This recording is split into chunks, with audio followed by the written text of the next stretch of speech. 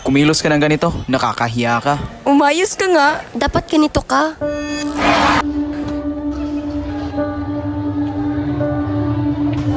Saan ako lulugar sa lipunang puno ng diskriminasyon at negatibong impresyon? Napapatunayan lang na ang tinatawag na karapatan ay unti-unting naging bangungot sa ating lipunan. Hindi na napapatunayan ang sarili at bumabase na lamang sa kasalian, anyo at katayuan.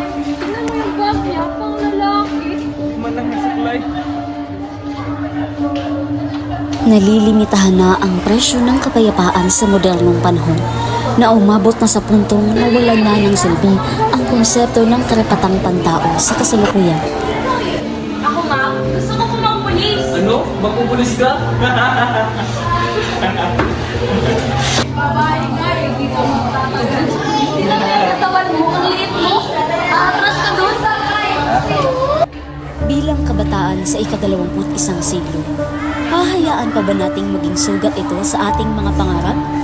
Magsimula tayong baguhin ang agos ng panahon at magsama-samang ibalik ang karapatan ng bawat isa ng may pag-alala sa susunod na henerasyon at sa ating kinabukasan.